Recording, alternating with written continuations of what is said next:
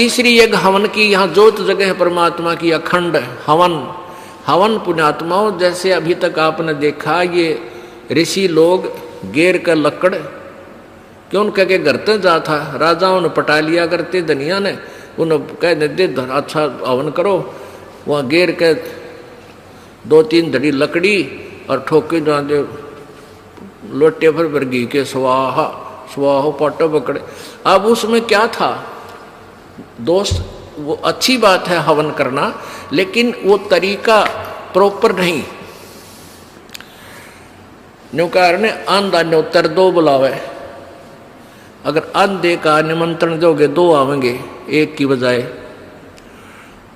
तो कहने का भाव ये था कि वो ऋषि लोगों को हम क्यों बुलाया करते, क्योंकि हम अनपढ़ थे, उन्होंने अपना फायदा उठाया कि केवल एक ब्राह्मण ही पढ़ने का अधिकारी है, तुम अपना धंधा पीटो, जिसका जिसा काम है। परमात्मा ने ये कहा कि देखो भगवान की भक्ति प्रत्येक व्यक्ति कर सकता है और प्रत्येक ही शिक्षित होना चाहिए, ये गलत कर रखा था इन्होंने। तो अब आप सारे शिक्षित हो गए। अब मालिक ने जो खेल खेला है, ये समय इंतजार किया है कि अब अपनी प्यारी आत्माओं को अपनी महिमा में अब बताऊंगा और सारे सबका समझ में आवेगी। अब आप सभी शिक्षित हो गए और सभी को मंत्र ये परमात्मा की वाणी याद होगी। छोटे छोटे बच्चा के पूरी आरती याद हो रही है भगवान की वाणी की। अब एक रुई, 1.5 ग्राम 2 ग्राम रुई लगेगी, एक जोत बना दे, खड़ी जोत लगा दी, उसमें घी डाल दिया जितनी आपकी इच्छा है, 1 कटोरा भर दे, सारे दिन जलाए। तो उसमें वो घी उसमें डाल दिया और हम अपना मंत्र वाणी सुबह नित्यनेम करें, दोपहर रमैणी करें, शाम में संध्या आरती करें, ये भगवान की वाणी भी हम बोलते रहते हैं। तो वो भी हवन हो रहा है। उस लकड़ियों वाले हवन की तुलना में ये हवन श्रेष्ठ है, क्योंकि इसमें आप एक 100 ग्राम रुई में 1 क्विंटल घी हवन कर सकते हो। उसमें घी, उसकी जोत ने जलन नहीं दे, उसमें डालने जावे घी। 100 ग्राम जोत में 1 क्विंटल घी हवन कर सकते हो आप। और लकड़ियां में 1 क्विंटल घी हवन करने के लिए कम से कम भी 20 किलो तक कम से कम लकड़ी जला देते हो। तो उन लकड़ियों के जलने से कार्बन डाइऑक्साइड अधिक होती है। उस 2 धड़ी यानी 20 किलो लकड़ी समाप्त की जलने की तुलना में एक 100 ग्राम रुई की का प्रदूषण उससे कई हजार गुना कम होगा। तो हमने ये अपनाना है। तो हम अपना हवन डेली करें हैं। अब क्या करा करते, कोई मृत्यु होगी, बुलाओ गुरुजी ने और हमारा हवन करियो 2 दिन 4 दिन। वो 2 दिन के हवन में किला टूट गया। रोज करो हवन अपना, एक जोत लगा दे, सुता उठ के हाथ पैर धो ले, नहान का ना फुर्सत मिले, कोई जरूरी ना होती नहाना। इसमें नहाए धोए क्या भ्याज है, मन का मैल ना जाए और मीन सदा जल में रहे, धोए बांस ना जाए। अंदर से अंत तक साफ हो, हाथ पैर जरूर धो ले, क्योंकि धार्मिक वस्तुओं के हाथ लगाने। और जोत ला दे, अपना मंत्र करता रहे, काम करता रहे, अपनी आरती बोल ले, जा नित्यनेम भी कर ले, रोटी पोए जा, नित्यनेम चलता रहे। आजकल तो आधुनिक बहुत से उपकरण हो गए हैं, वैसे भी याद हो जाते हैं कुछ दिनों में। और नहीं बैठ कर अपनी किताब लेकर वह पढ़ ले।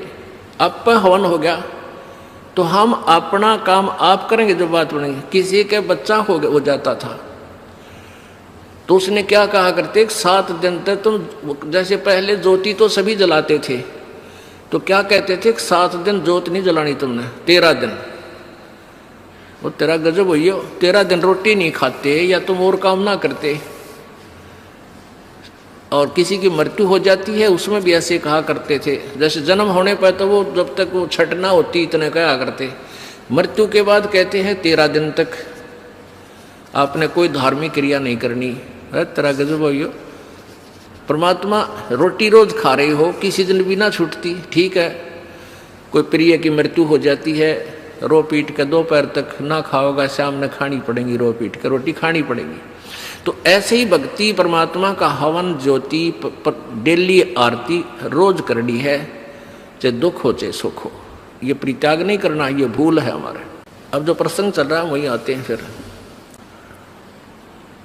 अब पांचों यज्ञ आप कर रहे हो, एक यज्ञ धर्म की, दूसरी यज्ञ ध्यान और तीसरी यज्ञ हवन की। यहाँ जितने भी जैसे पाठ चल रहे हैं, अगर 150 पाठ हैं तो 150 ज्योति जला दी जाएंगी और 3 दिन तक अखंड ये ज्योति जलेंगी। हवन हो रहा है। फिर जो अन्य भी कोई अपनी ज्योति जगवाने के लिए